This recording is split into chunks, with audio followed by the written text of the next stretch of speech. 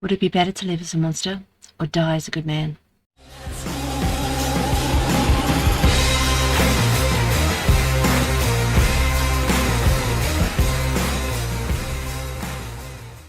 Downfall Redux's second onslaught in the Devil Came Through Here series, and it does not let us down. As we know from the first episode of the series, which was The Cat Lady, Jo and Ivy live in the same apartment building as Susan Ashworth and Mitzi Hunt. Although the majority of what we see in the game is deeply manipulated through the mind's eye of Jo, who has lost touch with reality. Check out my full playthrough of all the games. You'll see it just up here. Bing! We're going to be looking at the storyline, the endings, characters, and the lore behind them. The game is focused on mental health issues, eating disorders, and disassociating. So if those things upset you in any way, please stop watching. We start our journey with a young Jo meeting young Ivy. Ivy has just moved to the unnamed town with her mother. You can already see the cracks forming in Ivy with her unhealthy relationship with food, sitting outside the cafe as not to eat and not wanting to partake in the ice cream. Jo convinces Ivy to go for a walk to see the place that cats go to die. They're gorgeous. Here, let me pick some for you. No, let them grow. They're beautiful as they are. Sadly, there's only one dear fluffy friend enjoying the old car. And Jo notes the cats don't normally like him. After hearing the ice cream man, they head off. You can make choices to start developing Jo's character from here. Does he support Ivy? Or does he already start to control her? She'll have the same as me. I said no, and no means no. We meet Jo's younger brother, who is searching for treasure in a construction site. Fortunately, the gossip is very incorrect and leads to his demise in front of Jo and Ivy's eyes. There's nothing you can do to fix that. Years later, Jo and Ivy re-meet, fall in love, and are married within a few months. The narration from Jo speaks of love and happiness before the downfall of their romance, culminating in their arrival at Quiet Haven. Adult Jo and Ivy arrive in Quiet Haven for a lovely getaway to try to mend their fading relationship. The manageress gives them the key to the only room, while Ivy has an episode. You can choose to support Ivy, treat her with contempt. Don't listen to her. She's a liar. Liar, liar. They want to keep it down, let's not wake the person in the neighbouring room. I'm not going to go through every part, but you can make a decision. Basically, you can choose to support Ivy, or be aggressive about it. Completely up to you. There are 3 different endings. After a heated discussion in which you can try to convince Ivy you still love her and hold the relationship precious, or you can berate and admonish her, you sleep, waking to find Ivy gone. The rabbit hole continues as Jo meets with the manageress once more. She informs you that Ivy has gone with Sophie, who was the person in the neighbouring room. That they should have been quiet and not woken her, because now she'll never let Ivy go.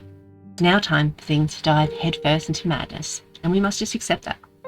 Traversing through the story, we find many incarnations of Ivy. We travel through illogical rooms and doors to find our way further and further from reality, killing a poor defenseless cat along the way. One little thing. The layers and flaws of this psychosis, filled with adventure, let us see the depth of hate, loss, and helplessness that Jo has been feeling. Finally defeating the negative Ivies, Jo is left with her only truth and Susan's wrath to face. Depending on your choices, we've got one of 3 endings. The best ending is achieved by making decisions that avoid losing skulls. You lose skulls by making aggressive or negative choices, so anything that's really mean or nasty. The ending typically involves making morally sound choices and resolving conflict in a positive manner. The normal ending? A mix of good and bad choices. You might lose some skulls, but not all of them. This ending is a balance between the best and worst outcomes.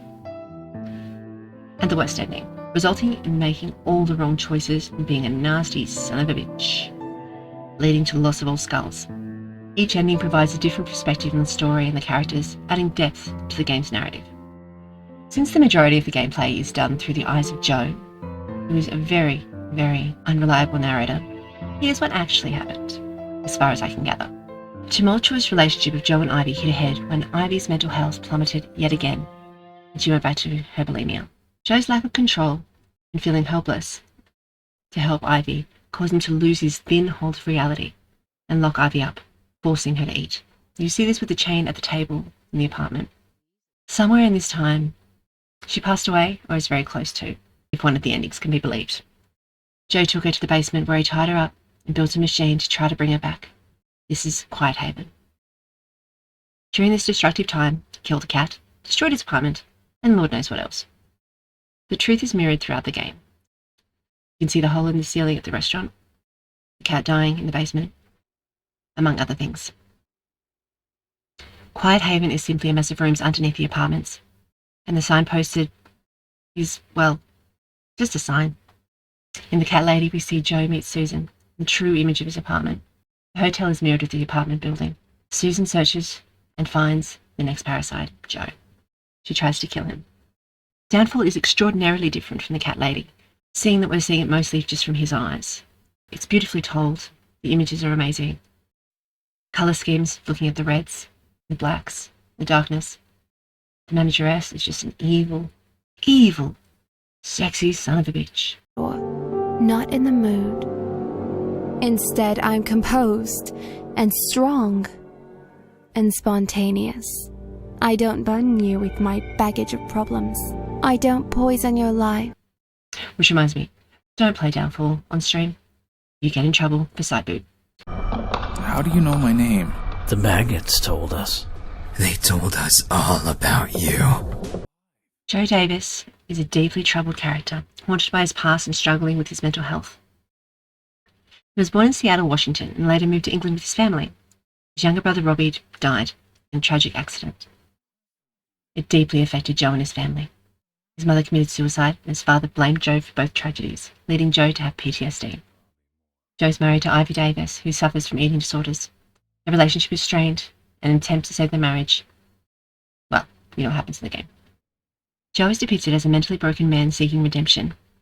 Throughout the game, he faces various psychological challenges and encounters enigmatic characters that represent different aspects of his and Ivy's psyche. Pathetic. Ugly. Bitch. Everyone's looking at you. Ivy Davis is a complex and tragic character. I absolutely love her. She is both fiery and innocent. You need to protect her, but she'll probably bite your ankles. She was born in Stockholm, Sweden. She meets Joe when they were young, and they reconnect in their 20s and eventually marry. Ivy suffers from severe eating disorders, with evidence pointing towards anorexia and bulimia. Her mental health issues are a significant part of the game, and they contribute to the strain in the relationship with Joe. Despite their love for each other, Ivy and Joe's relationship is fraught with difficulties. Joe's attempts to help Ivy often backfire, leading to further complications. Ivy's disappearance at the hotel sets off the main events in the game. Throughout the story, she is both the victim and the catalyst for Joe's journey. The character represents the themes of loss, guilt, and struggle for identity. She adds depth and emotional weight to the game, making her a pivotal figure in Joe's story. The paradise Of the rotten. Flesh. In Downfall, there are several intriguing characters that contribute to the game's eerie atmosphere and complex narrative. You're crazy. No. It's this place that is crazy. I'm only trying to fix it. Dr. Frank Zellman is Joe's psychiatrist, who has a peculiar interest in unraveling the mysteries of the human body. He appears in Quiet Haven Hotel to assist Joe. I won't take much offense if you take your wife's side and call me a liar, too. But there's a storm coming, Joe. A big one. You'll be much safer in Quiet Haven tonight. The manageress, the enigmatic manager of Quiet Haven Hotel. Her real name is unknown. She likely only exists in Joe's mind as a personification of the ideal woman, including undesirable qualities and overly sexual. Where's my wife?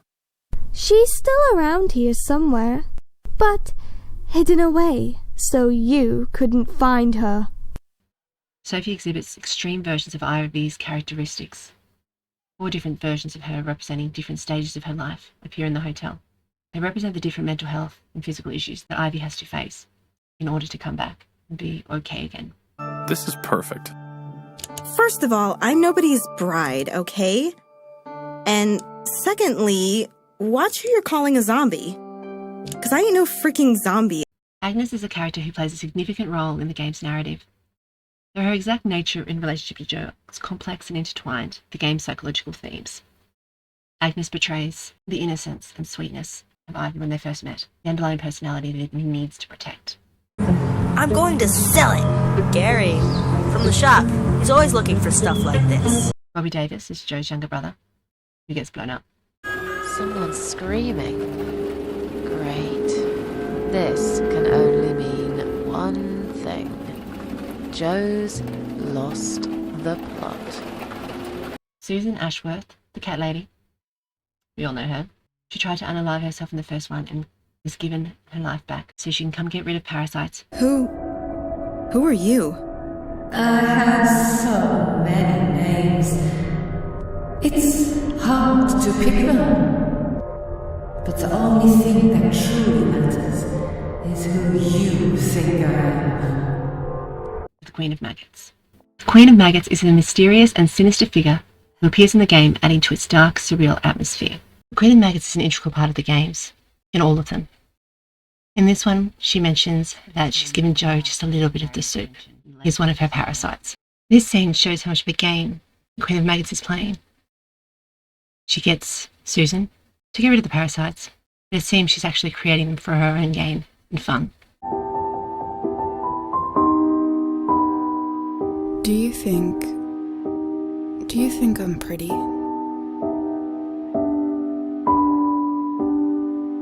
Just about the prettiest girl that's ever walked this earth. A bittersweet ending of a love that surpasses death is where we find ourselves, bathed in the decaying light of the embers of the Quiet Haven Hotel. Regardless of the ending found, we must move on, lest we find ourselves decaying in our soul. Next up, we visit Lorelei and finish this twisted trilogy that honestly I hope they make more of. Until then, check out my other videos, let me know what else I should look at. Until next time, stay scared, kittens. I'm not sure I could put in words how I feel these days. Not just dead or broken, but shattered into a million tiny pieces that I might never be able to put back together. Where did you go? You turned the lights out, shut the door in your own face. Only you know, after midnight, stars are crashing into place. For the first time in a long time, the night is crystal clear, but the rain falls on the asphalt as you wipe away your tears. Cross my heart and hope to save a life. Let me in the shadows of your closing eyes. Her vision's getting stained, clouded by the pain, addicted to escape, but she can't see that everyone's insane. You see it every day, watch them wash away. The blood